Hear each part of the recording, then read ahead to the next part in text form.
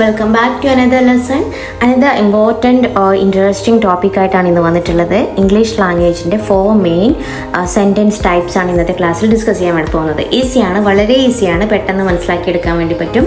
നമുക്ക് നോക്കാം ഏതൊക്കെയാണ് ഇവന്ന്. ഓക്കെ, അപ്പോൾ പറഞ്ഞ പോലെ നമുക്ക് സെൻറ്റൻസിനെ 4 മെയിൻ ടൈപ്സ് ആയിട്ട് ഡിവൈഡ് ചെയ്യാൻ വേണ്ടി പറ്റും. എന്തിനു വേണ്ടിയിട്ടാണ് നമ്മൾ സെൻറ്റൻസസ് യൂസ് ചെയ്യുന്നത്? ഫോർ കമ്മ്യൂണിക്കേഷൻ അല്ലേ. നമ്മൾ കമ്മ്യൂണിക്കേഷൻ നടത്തുന്നത് സെൻറ്റൻസിലൂടെയാണ്. ഇപ്പോൾ ഒരു ആവറേജ് കണക്ക് പറയുകയാണെങ്കിൽ പെർ ഡേ 16,000 വേർഡ്സ് യൂസ് ചെയ്യുന്നുണ്ടെന്നാണ് പറയുന്നത് സംസാരിക്കാൻ വേണ്ടിയിട്ട്. നമ്മുടെ ആശയവിനിമയം അങ്ങോട്ടും ഇങ്ങോട്ടുള്ള കമ്മ്യൂണിക്കേഷൻ നടത്താൻ വേണ്ടി അറൗണ്ട് 16,000 വേർഡ്സ് നമ്മൾ പെർ ഡേ യൂസ് ചെയ്യുന്നുണ്ടെന്ന് പറയുന്നു. സോ നമ്മൾ എങ്ങനെയൊക്കെയാണ് ഒരു പേഴ്സൺ, സപ്പോസ് ഈ പേഴ്സൺ എന്തൊക്കെ കാര്യങ്ങൾ ഒരു ദിവസം എക്സ്പ്രസ് ചെയ്യും അല്ലേ, നമുക്ക് എന്തൊക്കെ നമ്മുടെ എന്തെങ്കിലും ഐഡിയാസ് കൺവേ ചെയ്യാനുണ്ടാവും, നമുക്ക് ഒരുപാട് കാര്യങ്ങൾ സംസാരിക്കാനുണ്ടാവും അല്ലേ. Sometimes we need to ask something about എന്തിനെക്കുറിച്ച് നമുക്ക് കുറേ കാര്യങ്ങൾ ചോദിക്കാനുണ്ടാവാം. അതുപോലെ തന്നെ sometimes we feels very embarrassed or exclaimed. നമുക്ക് എന്തൊക്കെയോ ചില കാര്യങ്ങളൊക്കെ കേൾക്കുമ്പോൾ നമ്മൾ എന്താ പറയുക, ഒരു സർപ്രൈസ് ഇമോഷൻ നമുക്ക് പ്രകടിപ്പിക്കാനുണ്ടാവും. അതുപോലെ നമുക്ക് എന്തെങ്കിലും ആജ്ഞാപിക്കാൻ ഒരു കമാൻഡ് ചെയ്യാനുണ്ടാവും അല്ലേ, അല്ലെങ്കിൽ നമുക്കൊരു റിക്വസ്റ്റ് നടത്താനുണ്ടാവും. സോ ഇങ്ങനെ പല രീതിയിൽ നമ്മൾ സെൻറ്റൻസുകളെ യൂസ് ചെയ്യുന്നുണ്ട് ഡേ ബൈ ലൈഫിൽ. സോ ഇത്തരം ഇംഗ്ലീഷ് സെൻറ്റൻസസിനെ നമ്മൾ 4 മെയിൻ കാറ്റഗറി ആയിട്ട് ഡിവൈഡ് ചെയ്തിട്ടുണ്ട്. അവ ഏതൊക്കെയാണെന്നാണ് ഇന്നത്തെ ക്ലാസ്സിൽ കാണാൻ പോകുന്നത്. ഓക്കെ, നോക്കാം. സോ ഓൾറെഡി പറഞ്ഞ പോലെ there are 4 main types of English sentences classified by their പേർപ്പസിൻ്റെ ബേസിൽ നമ്മൾ സെൻറ്റൻസസിനെ 4 ഡിവൈഡ് ചെയ്തിട്ടുണ്ട്. First one declarative sentence, second one interrogative sentences, third one imperative sentences, and the fourth and the last one exclamative sentences. നമുക്ക് ഈ 4 sentence ടൈപ്സും എന്താണെന്ന് detailed ആയിട്ട് നോക്കാം. ഓക്കെ, ഞാൻ ഓൾറെഡി പറഞ്ഞ പോലെ തന്നെ ഈ സെൻറ്റൻസിനെ 4 ഡിവൈഡ് ചെയ്തിരിക്കുന്നത് അതിൻ്റെ പേർപ്പസിൻ്റെ ബേസിലാണ്. എന്ത് പേർപ്പസാണ് ഈ സെൻറ്റൻസുകൾ ചെയ്യുന്നത് എന്നതിൻ്റെ ബേസിലാണ് ഇതിനെ 4 ടൈപ്സ് ആയിട്ട് ഡിവൈഡ് ചെയ്തിരിക്കുന്നത്.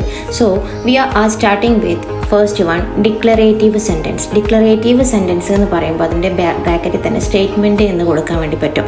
എന്താണ് സ്റ്റേറ്റ്മെൻറ്റ്? ഡിക്ലറേറ്റീവ് സെൻറ്റൻസ് പറഞ്ഞാൽ ഇറ്റ് ടെൽസ് സംതിങ്, ഒരു സ്റ്റേറ്റ്മെൻ്റ് ആണ്.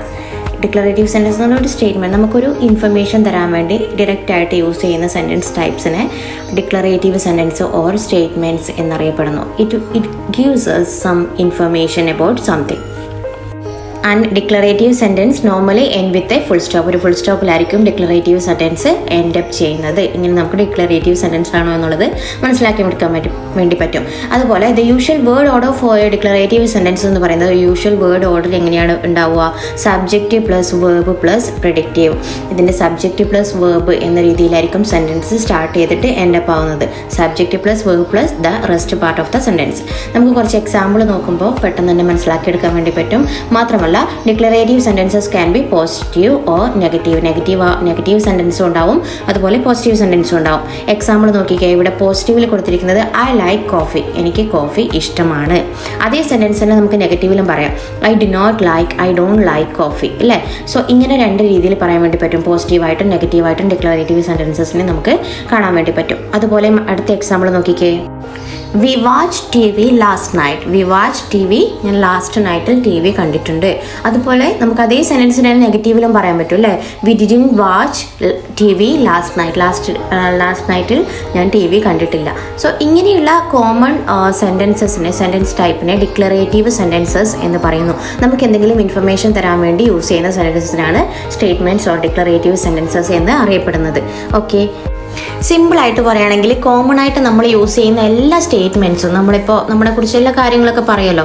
ഞാൻ ഇന്നലെ അവിടെ പോയിട്ടുണ്ടായിരുന്നു, ഞാൻ ഇന്ന് രാവിലെ ചായ കുടിച്ചു, ഞാൻ ഒരു കത്ത് എഴുതിയിട്ടുണ്ട്, ഞാൻ നാളെ ഒരു സിനിമയ്ക്ക് പോകുന്നുണ്ട്. ഇങ്ങനെയുള്ള എല്ലാ കാര്യങ്ങളും സ്റ്റേറ്റ്മെൻറ്റ്സും നമ്മൾക്ക് ഡിക്ലറേറ്റീവ് സെൻറ്റൻസിൽ പെടുത്താം. Moving on to the next one, interrogative sentences. എന്താണ് ഇൻ്ററോഗേറ്റീവ് സെൻറ്റൻസസ് എന്ന് പറഞ്ഞാൽ? It's also known as questions. It always end up with a question mark. Usual word order എന്തായിരിക്കും ഇൻറ്ററോഗേറ്റീവ് സെൻറ്റൻസസിൻ്റെ? ആസ് ഇറ്റ്സ് എ ക്വസ്റ്റ്യൻ എന്തായിരിക്കും word order വരിക? It will start with WH word അല്ലേ? WH word എന്തായാലും ഉണ്ടായിരിക്കും. WH word plus auxiliary verb plus subject plus verb. ഇതാണ് interrogative സെൻറ്റൻസിൻ്റെ structure എന്ന് പറയുന്നത്. അതുപോലെ തന്നെ ഇൻറ്ററോഗേറ്റീവ് സെൻറ്റൻസിനെയും പോസിറ്റീവായിട്ടും നെഗറ്റീവായിട്ടും നമുക്ക് തരംതിരിക്കാൻ വേണ്ടി പറ്റും. ഇവിടെ എക്സാമ്പിൾ നോക്കിക്കേ. പോസിറ്റീവ് സെൻറ്റൻസ് ഏതൊക്കെയാണ്? Do you like coffee? നിനക്ക് കോഫി ഇഷ്ടമാണോ? Why did you go? നീ എന്തുകൊണ്ട് പോകുന്നില്ല? നീ എന്തുകൊണ്ട് പോയി? അതുപോലെ നെഗറ്റീവ് സെൻറ്റൻസ് ആക്കാൻ വേണ്ടി പറ്റും ഇതേ സെൻറ്റൻസിനെ. Don't you like coffee? നിനക്ക് കോഫി ഇഷ്ടമല്ലേ? Why didn't you go? നീ എന്തുകൊണ്ട് പോയില്ല? സോ ഇങ്ങനെയുള്ള ക്വസ്റ്റ്യൻസിനെയാണ് നമ്മൾ ഒരുപാട് ചോദ്യങ്ങൾ നമുക്ക് ഡെയിലി ലൈഫിൽ ചോദിക്കാനുണ്ടാവും അല്ലേ? ഇങ്ങനെ ചോദിക്കുന്ന എല്ലാ ചോദ്യത്തിനെയും ഇൻറ്ററോഗേറ്റീവ് സെൻറ്റൻസിൽ പെടുത്താൻ വേണ്ടി പറ്റും. Next, imperative sentences. എന്താണ് ഇമ്പരേറ്റീവ് സെൻറ്റൻസസ് എന്ന് പറഞ്ഞാൽ? കമാൻഡ് അല്ലേ? നമ്മൾ കമാൻഡ് ചെയ്യാറില്ലേ ഡെയിലി ലൈഫിൽ? കമാൻഡ് ചെയ്യേണ്ട സാഹചര്യം ഉണ്ടാവാറില്ലേ? They tell us to do something അല്ലേ? നമ്മൾ എന്തെങ്കിലും ഒരു കാര്യം ഷാർപ്പായിട്ട് ഇന്നത് ചെയ്യണം എന്ന് പറയുകയാണെങ്കിൽ അതൊരു കമൻറ്റാണ് അല്ലേ? ഓൾവേസ് കമാൻഡ്സ് എൻ്റെ അപ്പ് ചെയ്തിരിക്കുന്നത്, സ്ട്രക്ചർ എൻ്റെ അപ്പ് ചെയ്തിരിക്കുന്നത് ഒന്നുകിൽ ഫുൾ സ്റ്റോപ്പ് അല്ലാന്നുണ്ടെങ്കിൽ എക്സ്ക്ലമേഷൻ മാർക്ക് കൊണ്ടായിരിക്കും. ഇതിൻ്റെ സ്ട്രക്ചർ എന്ന് പറയുന്നത് ബേസ് വേർബാണ്. ബേസ് വേർബ് മീൻസ് ഇതിൻ്റെ മുന്നിൽ സബ്ജക്റ്റ് ഒന്നും ഉണ്ടായിരിക്കുന്നതല്ല. കാരണം സബ്ജക്റ്റ് ഈസ് ഓൾറെഡി അണ്ടർസ്റ്റുഡ്. നമുക്കറിയാം എന്താണ് യു എന്നതാണ് ഇതിൽ സബ്ജക്റ്റായിട്ട് വരിക. ഇമ്പരേറ്റീവ് സെൻറ്റൻസിൽ ഓൾവേസ് സബ്ജക്റ്റ് ഏതായിരിക്കും? യു ആയിരിക്കും. That is understood. അതുകൊണ്ട് തന്നെ നമുക്കത് മെൻഷൻ ചെയ്യേണ്ട കാര്യമില്ല. നമുക്ക് ഈ സെൻറ്റൻസിനെയും ഇമ്പരേറ്റീവ് സെൻറ്റൻസിനെയും പോസിറ്റീവായിട്ടും നെഗറ്റീവായിട്ടും തരംതിരിക്കാൻ വേണ്ടി പറ്റും. എക്സാമ്പിൾ നോക്കിക്കേ. Positive sentence stop. You stop എന്നതുള്ള അണ്ടർസ്റ്റുഡ് ആണ് അല്ലേ? സോ സ്റ്റോപ്പ് എന്ന് മാത്രം എഴുതിയാൽ മതി. അതുപോലെ give her coffee. You give her coffee എന്നെടുത്ത് പറയേണ്ട കാര്യമില്ല. അതുപോലെ നെഗറ്റീവ് സെൻറ്റൻസ് നോക്കിയേ. Do not stop. You do not stop എന്നുള്ളതാണ്. യു അവിടെ അണ്ടർസ്റ്റുഡ് ആണ്. ഓക്കെ. അതുപോലെ do not give her coffee. അവൾക്ക് കോഫി നൽകരുത്. ഇതൊക്കെ ഓരോ കമാൻഡ്സ് ആണ്. അപ്പോൾ ഡെയിലി ലൈഫിൽ നമ്മൾ ഇങ്ങനെയുള്ള ഒരുപാട് കമാൻഡ്സ് പറയേണ്ട സിറ്റുവേഷൻസ് ഉണ്ടാവും. സോ ഇത്തരം സെൻറ്റൻസസിനെല്ലാം ഇമ്പരേറ്റീവ് സെൻറ്റൻസസ് എന്നാണ് അറിയപ്പെടുന്നത്. എന്താണ്? ഇത്തരം എല്ലാ സെൻറ്റൻസസിനെയും ഇമ്പരേറ്റീവ് സെൻറ്റൻസസ് എന്നാണ് അറിയപ്പെടുന്നത്. ഇതിൻ്റെ ബേസ് ഫോം മാത്രമേ നമ്മൾ യൂസ് ചെയ്യാറുള്ളൂ. കാരണം സബ്ജക്റ്റ് ഓൾവേസ് അണ്ടർസ്റ്റുഡ് ആണ്.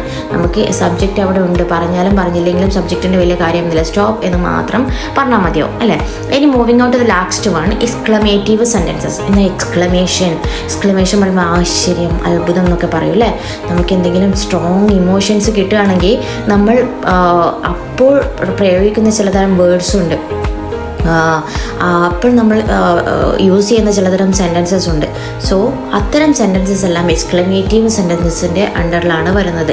പിന്നെ മനസ്സിലാക്കേണ്ട കാര്യം എന്ന് വെച്ചാൽ exclamation sentences always end up with an exclamation mark. Exclamation മാർക്കോട് കൂടിയായിരിക്കും എക്സ്ക്ലമേറ്ററി സെൻറ്റൻസസ് എൻഡ് അപ്പ് ചെയ്യുന്നത്. യൂഷ്വൽ വേർഡ് ഓർഡർ എങ്ങനെയായിരിക്കും? എക്സ്ക്ലമേറ്റീവ് സെൻറ്റൻസസിൻ്റെ യൂഷ്വൽ വേർഡ് ഓർഡർ എന്ന് പറയുന്നത് what plus adjective plus noun plus subject plus verb എന്നതാണ് ഒന്നാമത്തെ form. Next one, how plus adjective or adverb plus subject plus verb.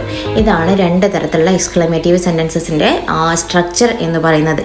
Example പറയുമ്പോൾ നമുക്ക് എളുപ്പത്തിൽ മനസ്സിലാക്കാൻ വേണ്ടി പറ്റും. എന്തൊക്കെയാണ് ഇതിൻ്റെ എക്സാമ്പിളായിട്ട് വരുന്നത്? First one, what a liar he is.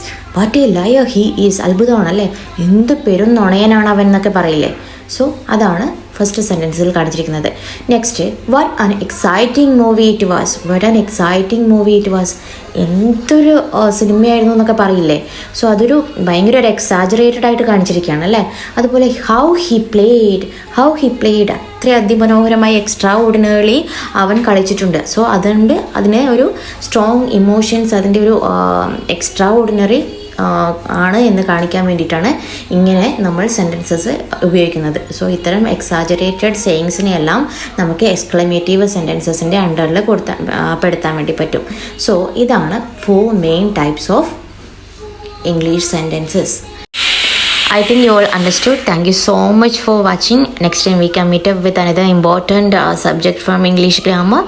Thank you so much again. Keep watching. Thank you.